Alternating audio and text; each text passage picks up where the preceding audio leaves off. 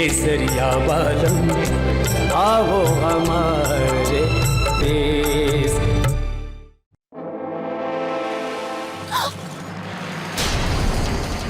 कट्टे जा रही थी। कट्टे भाग रही है?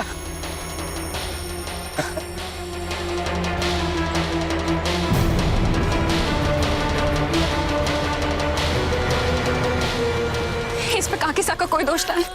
मैंने इनसे कहा था भागने वास्ते। आप माफ कर दो। अरे मामा साहब सुना, दोनों को माफ कर दो। अरे तुम दोनों को तो तड़पा तड़पा कर मारूंगा। मामा साहब आप इस सुनोरी को मारो और मैं इस रुक्मी को। ठीक है वाणे है।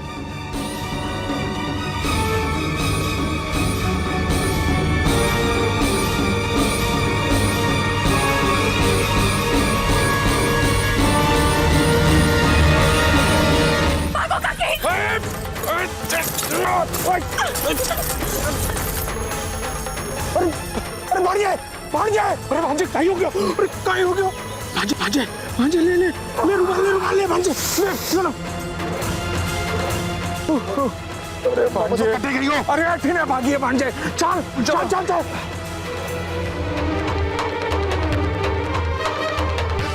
आओ मम्मा।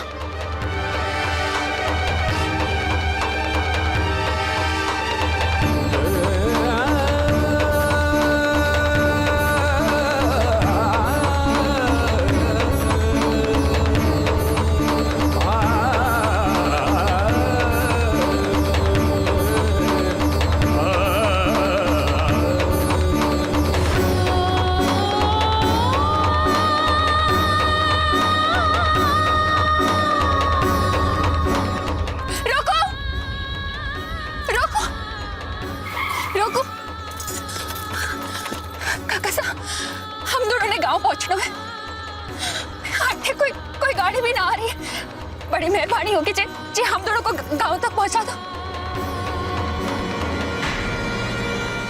ठीक है, बैठो दोनों गाड़ी में। काकी से बैठो।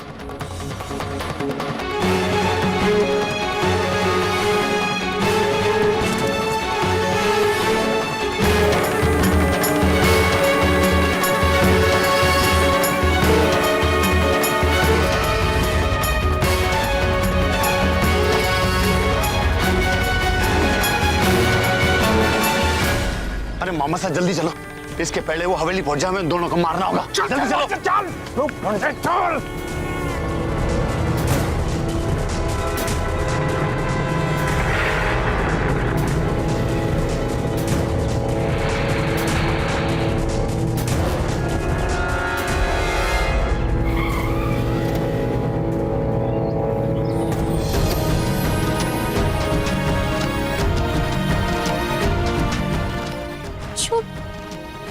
तो थी दीप भाई साहब की गाड़ी,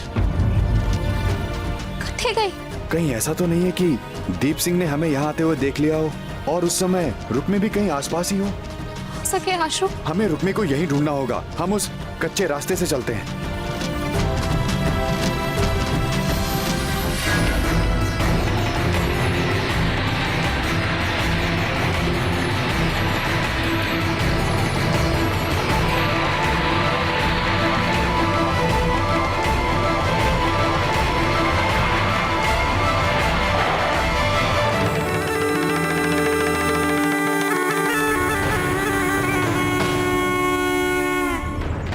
अरे हमारी गाड़ी क्यों रोक दी?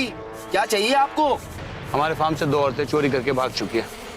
मैंने उसे आपकी गाड़ी में बैठते हुए देखा। बैठे हो? उन दोनों ने तो कहा कि उनके घर में कोई बीमार है, इस वास्ते हमने उनको बिठाया। पर वो दोनों है कट्ठे। अरे वो तो पिछले मोड़ पर ही उतर गई। हमें क्या पता कि वे दोनों चोरनियां थी। हमने तो मुसीबत की मारी समझ के मदद कर दी थी। चल भांजे, इन्होंने तो शराफत दिखाई है। चल जाने दे इनको, जाने दे। चलो जाओ जाओ जाओ। अरे ताऊ रुक तो जाओ, डिक्की तो चेक करो। काई, हम पे भरोसा ना है आपको? मामा से डिक्की चेक करो आप।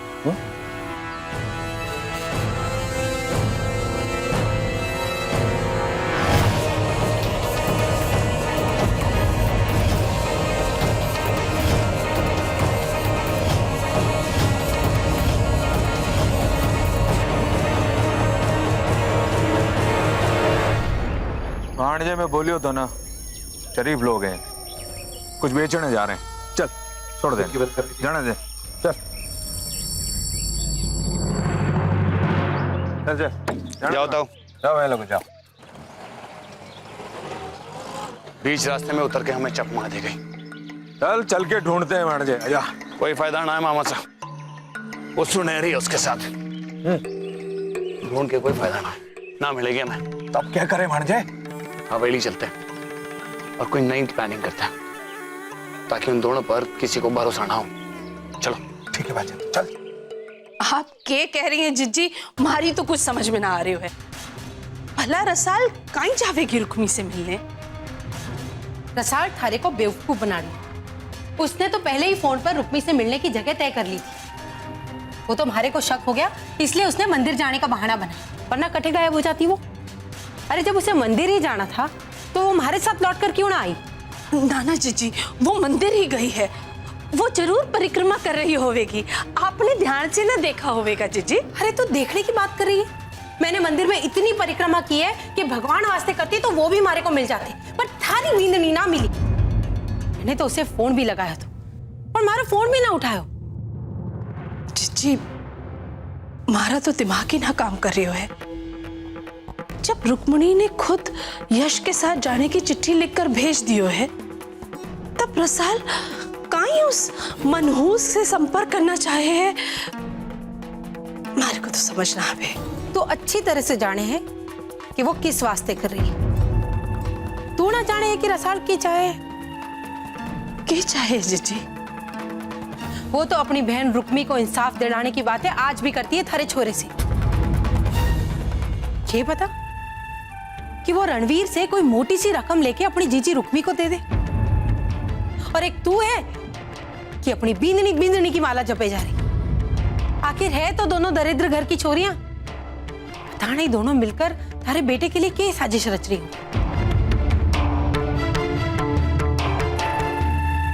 देख कमल, मैं तो इस खानदान की भलाई और थारे छोरे की भलाई वास्ते कह रही। अब थारे को अपनी बींदनी पर इतना अंधविश्वास है तो मैं क्या करूं? भाई, मैंने तो जो अपनी आंखों से देखा, अपने कानों से सुना, थारे को बताकर आगाह कर दिया। अब आगे थारी मर्जी क्या करना है। पर एक बात याद रखना कमल, इन सब चीजों का असर थारे छोरे पर भी होगा। उस बेचारे को तो मालूम भी ना है कि उसकी पीठ पीछे क्या हो रहा है। थारे को हमारी बात पर यकीन नहीं हो रहा है तो तू खुद फोन लगाकर अपनी बीननी को पूछ कि वो महारानी है कठे।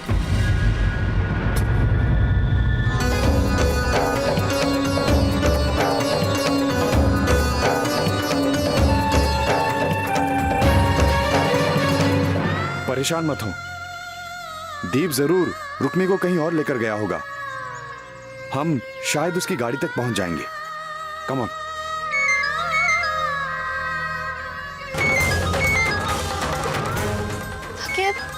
ताई से हवेली पहुंच गई, तब भी हवेली से फोन आए हुए।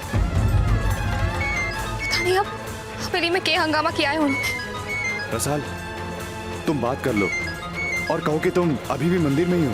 ना आशु, जब तक जीजी का पता ना लग जावे, हमारे को किसी से कोई बात ना करे। चलो आशु, शायद जीजी दीप भाईसा की गाड़ी में ही होगी।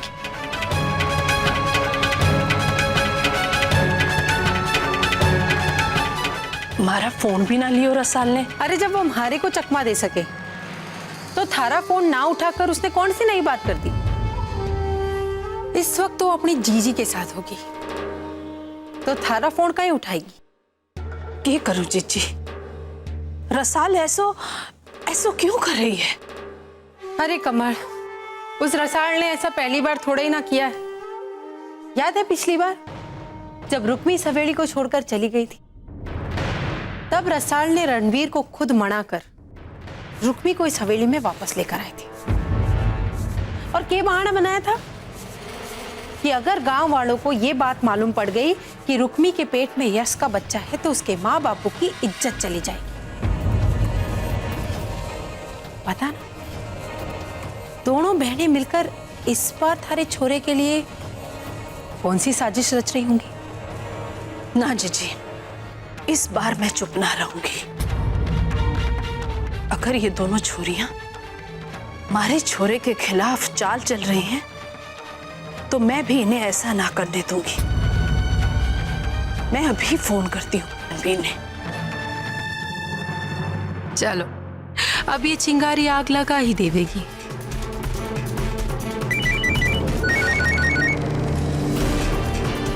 हवेली से फोन।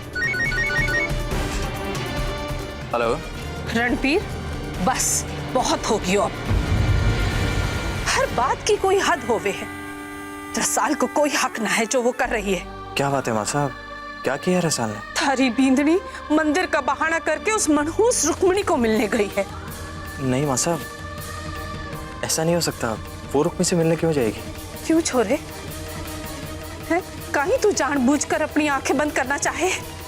थारे को ना पता है कि चाहे रसाल उस रुक्मिणी के वास्ते थारे से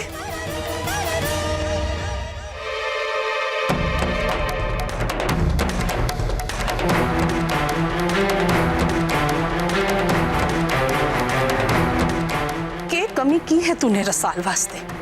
उसकी हर कही बात मानी है तने, और हमने भी उसे प्यार में कभी कोई कमी ना आने दी। मगर वो रसाल सिर्फ उस रुक्मिणी वास्ते थारो जीणो दूभर करना चाहे। रणबीर, तू घर आ जा और रसाल के लौटते ही आज तू फैसला ले ले। मैं तो हैरान हूं कि उसे अपने होने वाले बच्चे की भी फिक्र ना है। माँ साहब, आप चिंता मत कीजिए, मैं बात करता हूँ रसाल से। आज के बाद वही होवेगा जो हम चाहेंगे। बोल देना ये रसाल से। जी।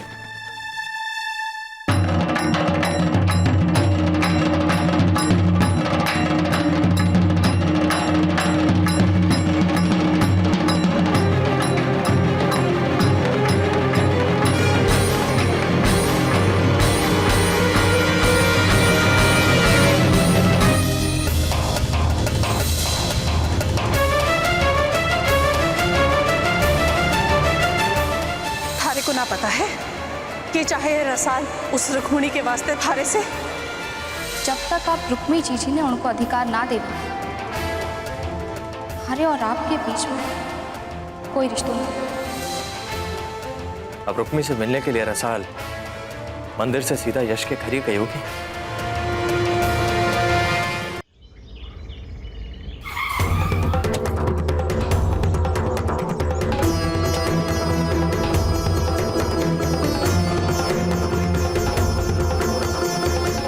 लगता है हमने दीप का पीछा करने में बहुत देर कर दी।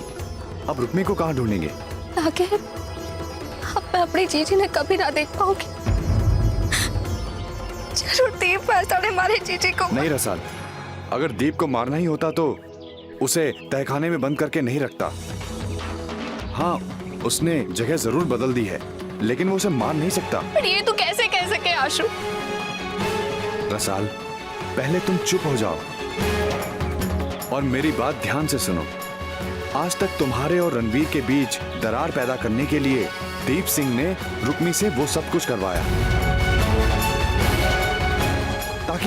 ताकि तुम्हें और रणवीर को तकलीफ हो, और कुछ हद तक उसे सफलता भी मिली, क्योंकि रुक्मी ये कभी नहीं चाहती थी कि तुम्हारे और रणवीर के बीच कोई गलतफहमी पैदा हो।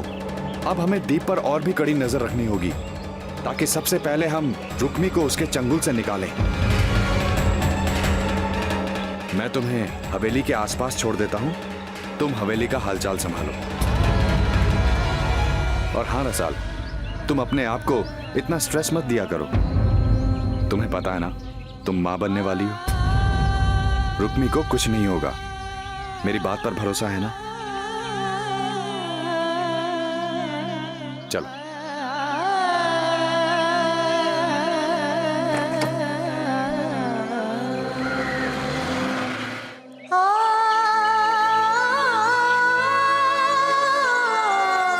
सुन सुन छोरी,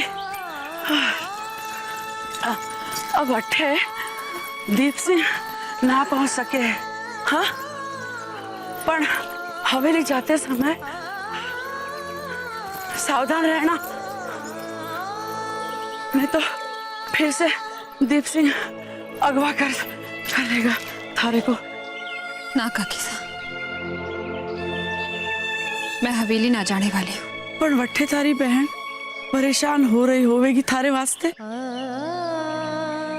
मैं हवेली जाकर अपनी बहन वास्ते कोई परेशानी ना खड़ी करना चाहूँ। वैसे भी हवेली में हमारी किसी को कोई जरूरत ना है। एक हमारी बहन है,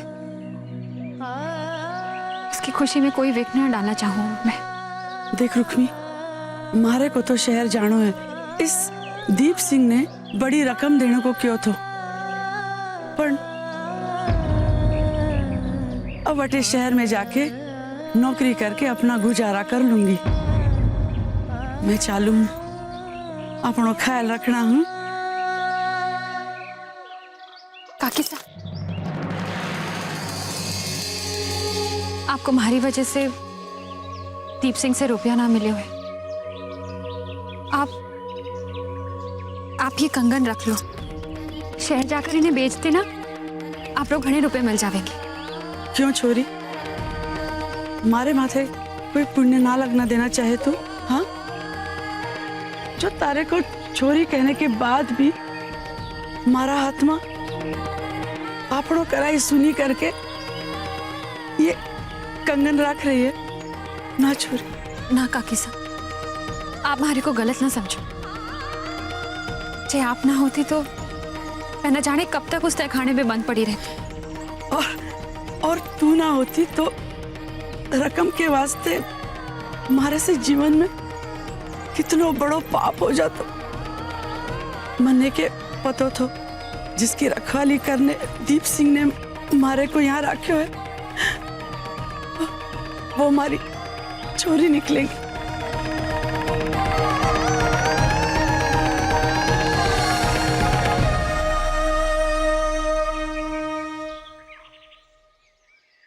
आप ये कंगन रख लो। जे आप इन्हें स्वीकार कर लोगी तो हमारे को घनी खुशी होगी। फिर तूने काकी साहब, आप इन्हें हमारी निशानी समझ कर रख लो, अपनी छोरी की निशानी।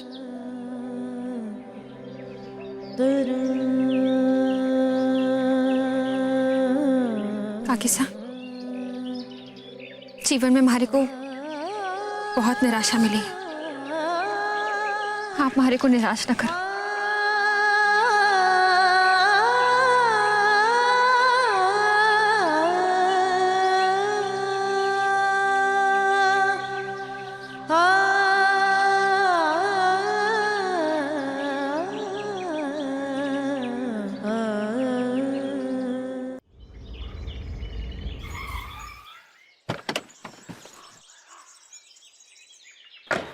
आशु,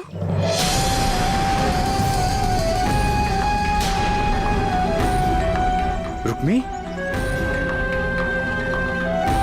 रुक्मी, रुक्मी कहाँ थी तुम?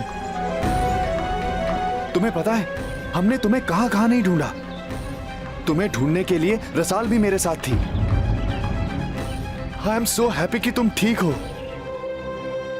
आशु, मैं तुम्हारी कोई बात नहीं सुनूंगा। पहले तुम हवेली चलो और वहां सबको बता दो कि दीप सिंह ने तुम्हें बंदी बना के रखा था।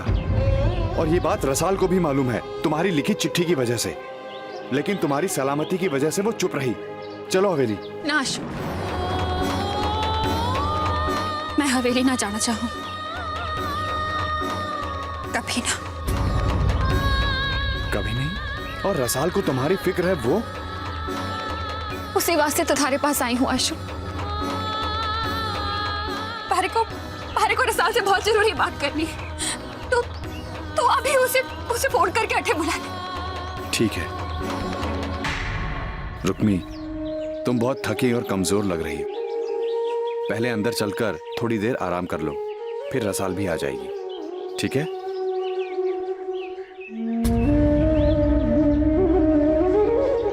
रुक्मी, रुक्मी,